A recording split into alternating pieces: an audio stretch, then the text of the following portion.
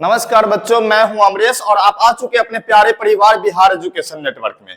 बच्चों, जैसा कि आपको पता है कि पहले से जो वीडियो मैं डाल रहा हूं तो VVI सीरीज चला ही रहा हूं, वन शॉट फॉर्म में आपको वीडियो दे रहा हूं जिन जिन चीजों की आवश्यकता है। और साथ ही साथ मैंने आपको पिछले दिन बताया था कि अंतिम 3 महीनों में किस प्रकार से तैयारी करना है, और उसी तैयारी के लिए ना मैं अब से आपके बीच हर सब्जेक्ट का जो टॉप क्वेश्चन है, जो हर वर्ष बोर्ड में पूछता है, जिससे बाहर कुछ नहीं पूछने वाला है, बस वह क्वेश्चन सब कराने का प्लान किया हूं। और आज मैं 10वीं कक्षा के फिजिक्स का जो टॉप 10 क्वेश्चन है पहले और दूसरे चैप्टर के, जो अगर आप कर लेते हैं ना बच्चों, तो उससे बाहर एग्जाम में कुछ नहीं पूछेगा। तो वही क्वेश्चन लेकर के आए हैं जो बच्चों के लिए एग्जाम में बहुत ज्यादा जरूरी है। तो चलिए देखते हैं कि मैं कौन कौन सा क्वेश्चन लाया हूं।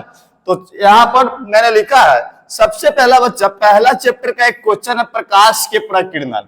प्रकाश के प्रकीर्णन अगर आप अच्छे से याद कर लेते हैं तो यह एक क्वेश्चन आपको एग्जाम में आने की संभावना है। दूसरा प्रकाश के परावर्तन और इनके नियम, यह दोनों चीज आपको अच्छे से क्लियर कीजिए, एक क्वेश्चन है।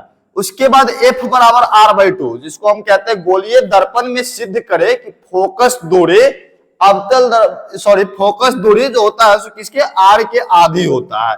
तो यह F बराबर R/2 को अगर आप प्रूफ करना सीख जाते हैं बच्चों ना, तो यह ना आपको 5 मार्क्स दे करके जाएगा।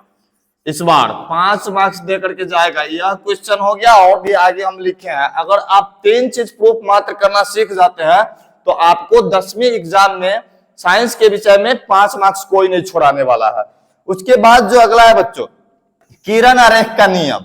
किरण आरेख का नियम एग्जाम में आपको नहीं पूछेगा। 4 नियम होते हैं किरण आरेख के, लेकिन किरण आरेख के नियम आपको पढ़ना इसलिए जरूरी है ताकि आप गोलीय दर्पण द्वारा बने प्रतिबिंब की जो स्थिति होगा कि हम कहां पर मतलब वस्तु रखते हैं तो कैसा प्रतिबिंब बनता है गोलीय दर्पण में, अवतल दर्पण में, उत्तल दर्पण में, तो यह चीज की जानकारी के लिए ना आपको किरण आरेख आना आवश्यक है। नहीं तो बच्चों आप नहीं समझ पाएंगे कि गोलीय दर्पण द्वारा जो प्रतिबिंब का स्थिति जो बनता है वह कैसा बनेगा। इसलिए मैंने यह भी लिखा, और गोलीय दर्पण के द्वारा जो जो प्रतिबिंब बनेगा उसका प्रतिबिंब की स्थिति क्या होगा, इसका आप एक बार बस समझ लेंगे।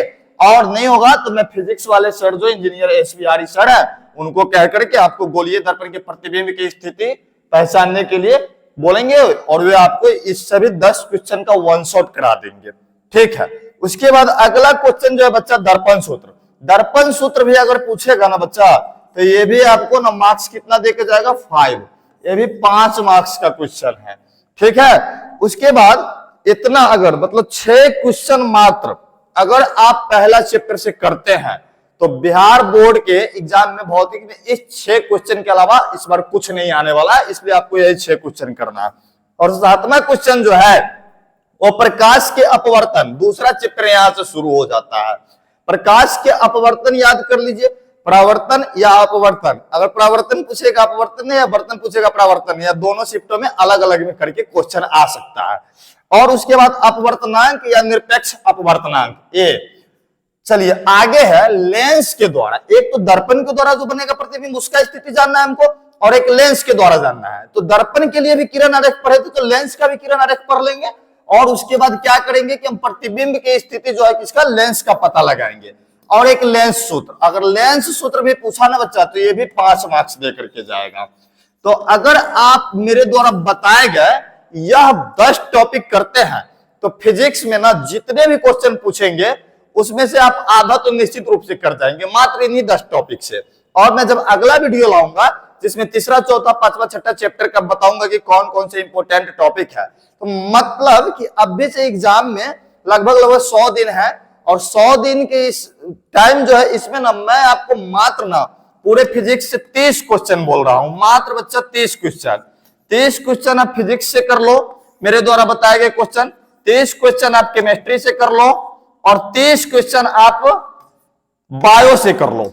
ये उन बच्चों के लिए है, ये उन बच्चों के लिए जो फुल मार्क्स लाना चाहते हैं साइंस में, उसका फुल मार्क्स आएगा। अगर 90 क्वेश्चन, एक एक क्वेश्चन मेरे द्वारा बताया गया तुम अगर रोज याद करते हो तो तुम्हारे साइंस में पूरा मार्क्स आने वाला है। उसके बाद अगर जो बच्चा ना मतलब कि चाहता है कि नहीं सर हमको फुल मार्क्स नहीं चाहिए, हमको मक्कारी करना है, हमको थोड़ा बहुत से ही हो जाएगा काम, तो थोड़ा बहुत ना तो भाई अगर तुम 1-2 वीडियो भी देख लोगे तो काम चला जाएगा, लेकिन घर में बाबूजी का इज्जत प्रतिष्ठा तुम्हारे लिए बढ़ जाएगा, ये बात ध्यान रखना एग्जाम के बाद।